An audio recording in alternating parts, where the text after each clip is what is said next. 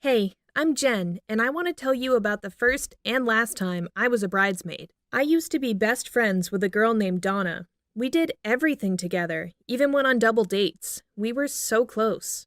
Donna started dating this guy called Steve. Steve was really rich, like millionaire rich, while I'm not.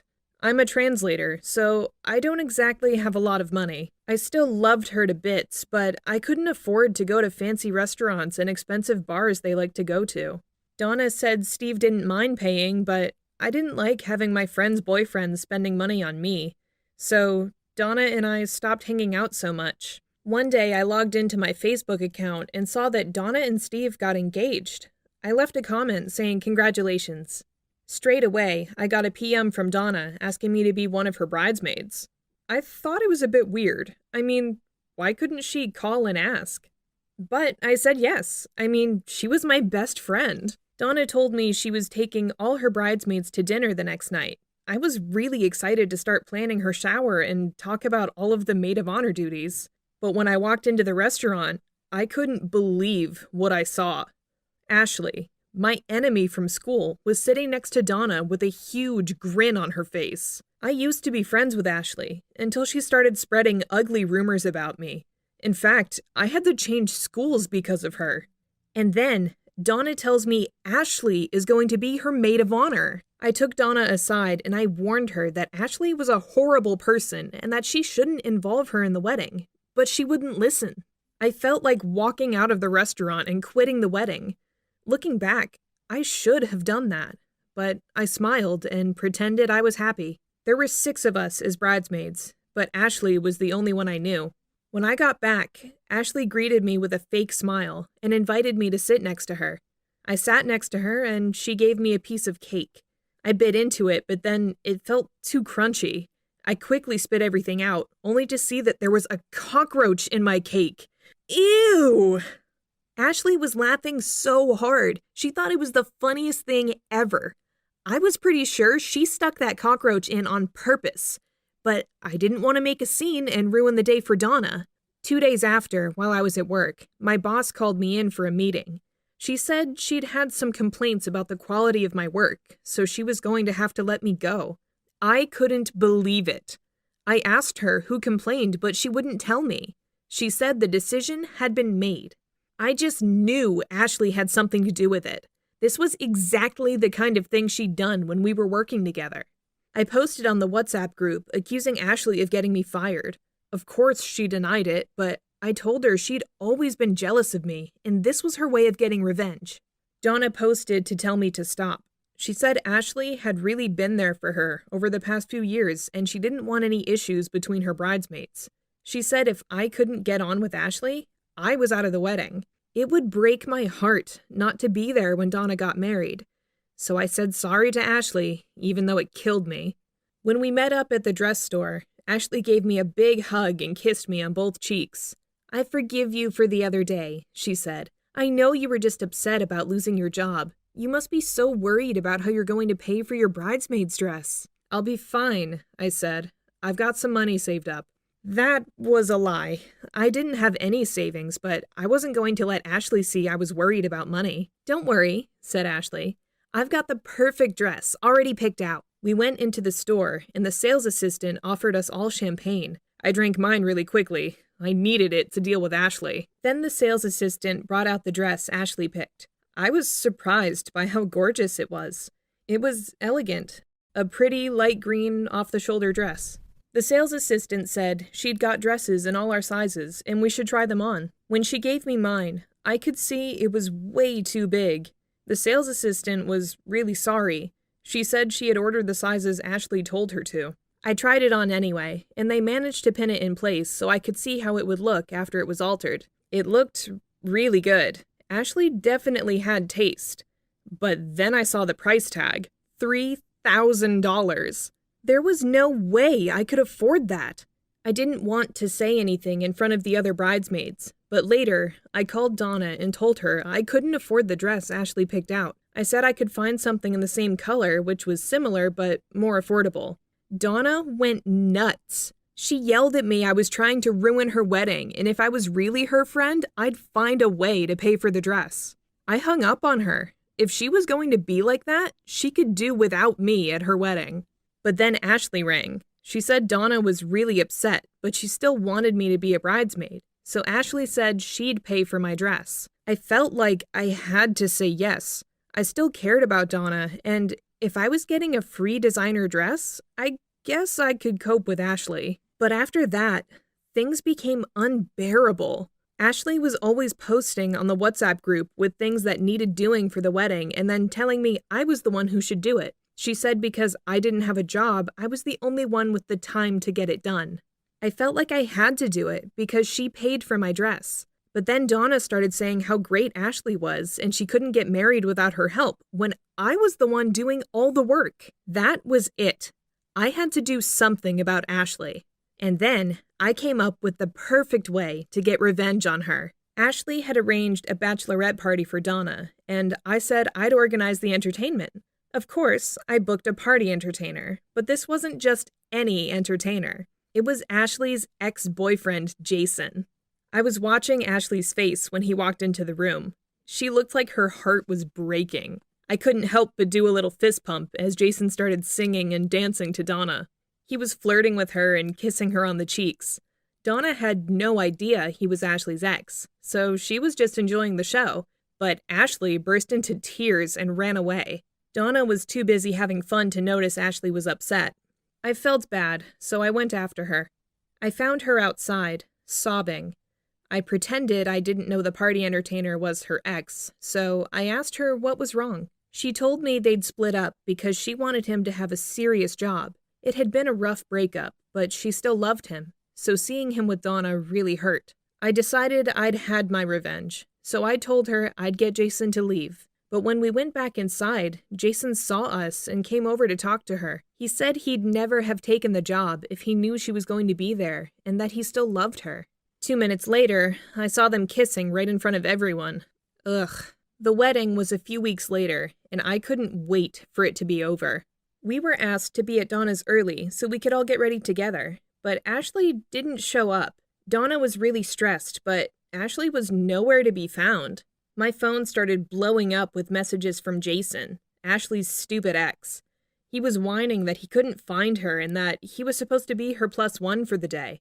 I hung up on him because I had no nerves to deal with Ashley's disappearance. Today was about Donna. I helped Donna get ready, and we just about managed to be on time. I texted Steve to see if he was ready, and he replied and said that we can start the wedding ceremony, so I gave them the go. I walked down the aisle with the best man, and Donna was behind me with her father. But then I hear awful screams. Donna was jumping up and down, and then something slimy crawled out of her wedding dress. A big yellow snake. Everyone at church started screaming and running away. I was sure this was Ashley's fault. Then, when I looked up, I noticed Steve wasn't standing near the priest. Where was he? I thought everything was going to be all right, but I was wrong. When Donna came back and saw he wasn't there, she burst into tears and walked away. It must have been the most embarrassing moment in her life. Everyone started talking loudly. Donna's father was pretty mad. I started calling Steve to see where he was, but he didn't answer. I asked the best man where he was, and he said the last time he spoke to him, he had gotten a text from Donna saying that she wanted to show him a surprise in her hotel room. I quickly went down to the hotel and I asked the receptionist for the room and Donna's name. I told her it was an emergency and I needed the key. After a lot of arguing, she gave me the key and asked someone to escort me to the room. I got into the room quickly and I saw Steve sleeping in the bed. The room smelled awful. I slapped him on the face to wake him up. He looked so hungover. I started asking him what happened, and there was a moment of silence before he said, "I think I slept with Ashley." Oh, God. I gave him another slap and told him to get moving. But then Ashley came out of the hotel bathroom and said, "Tell Donna that this is what she gets for marrying my ex." I was in shock. That day, things got pretty dramatic between Donna and Steve. Luckily, it turned out Steve didn't really sleep with Ashley, but she had lured him in and got him drunk to ruin Donna's wedding. Of course, Donna was clueless about the drama that happened between the two, and when Ashley insisted on being her bridesmaid, Donna had no clue it was because she wanted to destroy her wedding. Hi, I'm Susie. I hated my daughter for so long. Now, before you judge me and call me all sorts of names for being a bad mother and all of that, I'd like you to hear my story. Typical story of boy meets girl and they fall in love. Nothing special. James and I graduated from college with good grades, but getting jobs became an exhausting task. I worked as a waitress to earn some money while James was hunting for a real job. Everything is going to be fine, sweetie, I usually said with tears in my eyes, which I quickly blinked away. We went to bed hungry most nights. There were some times I stole food from the cafe just so we'd have something to eat. I was cut one day and given a strict warning. A short time after, I found out I was pregnant, and I wept like a baby. We were barely surviving, and now we were about to add another mouth to feed, and all the difficulties that came with having a baby. Everything's going to be fine, James consoled me, even though he felt like crying himself. I won't bore you with the details of my pregnancy. Suffice it to say that getting pregnant was the worst mistake of my life. James changed after I gave birth. He started to neglect me and do everything I hated, and get angry when our daughter cried. But no, that wasn't when I started hating my daughter. James became a stranger and started getting phone calls from women. When I confronted him, he finally said that he's seeing someone else and doesn't want me anymore. I couldn't believe he'd do that after all we'd been through together. I was devastated as I watched him leave the house, without even asking for forgiveness or begging for a second chance. That was about 13 years ago. It was very hard for me bringing up my daughter alone, without a good job, but I managed just fine. Even if I went to bed hungry, I made sure Nora's stomach was filled. I was there for every school play, recital, ballet, bake sale, and so much more. James was nowhere to be found. A few years ago, I won the lottery and was finally able to start my own business and earn a great amount of money monthly. It felt like life was finally rewarding me after all the hard obstacles I faced. But what did my daughter do? When she was 10 years old, she found a picture in between the pages of an old novel, a picture of James and I holding her when she was still a baby. She came asking, and I shut her down. Had I known, I should have told her James was dead. After all, he was dead to me. 4 months ago, I discovered that Nora had been communicating with her father for the past 3 years. She took that photograph and went investigating with the help of her friends and found him. I can't tell you how betrayed I felt. After everything I did for her. We had a major fight when she wanted to spend the summer with him. How dare you do this to me? How dare you go and meet that man who abandoned you? You ungrateful child, after all I sacrificed for you. I screamed like a banshee. Mom, please stop, my 13-year-old daughter shouted as she stuffed clothes into her bag. Why should I? It's because he's rich, isn't he? But I earn a lot of money now as well, and I did everything I could to make you happy. I was so mad at her, I yelled at the top of my voice. Yes, James later got his dream job. With tears in her eyes, she said, "Oh, Mom, how can you say that?" She left the house with me still shouting at her. That was the beginning of so many quarrels. I felt betrayal so strong, it was bordering on hatred. I told her everything I went through in the hands of her father, but she still went ahead to have a relationship with him. It got to a point, Nora and I no longer spoke to each other. Now you know why I can't stand her. It might seem petty to you, but I can't describe the hurt I feel. I hope you understand why I feel so betrayed, but what happened later might shock you even more. A month ago, James died of cancer, which I feel karma slapped him with. Nora was so inconsolable, but I couldn't feel pity for the man who not only broke my heart, but stole my daughter as well. Wicked of me, right? I'm sorry, but that's the way I felt. That day, Nora walked into the room in a plain black dress. looking like her father died. Well, he did. Her eyes were puffy from weeping, and I wished with all my heart that she'd be this sorrowful when I died. She walked to where I was calmly seated and threw a letter in my face. "What's this?" I asked. "It's a letter from Dad to you." "Get it away from me," I snapped. "Read it, for goodness sake," she yelled and rushed out of the room. After staring at the letter for a moment, I opened it resentfully and read it. What I read was not what I expected from James. "My dear Susie, the only woman I ever loved. This letter will come as a surprise to you, but I feel I have to explain things so that you can stop hating me, even in death. I'm so sorry for ruining your life. When you told me you were pregnant, it was bittersweet news to me. I was happy the woman I loved was pregnant with my child, but I knew what it would do to you, as things were very difficult for us then. But what you didn't know then was that I was diagnosed with cancer. I couldn't tell you and ruin that amazing moment for us. I know that what I did was wrong, but I didn't have any idea what I should do. So I pretended to be with someone else and started to treat you badly just so you would leave.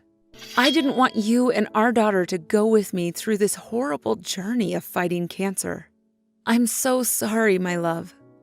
I died the day I left you, but I thought it was for the best.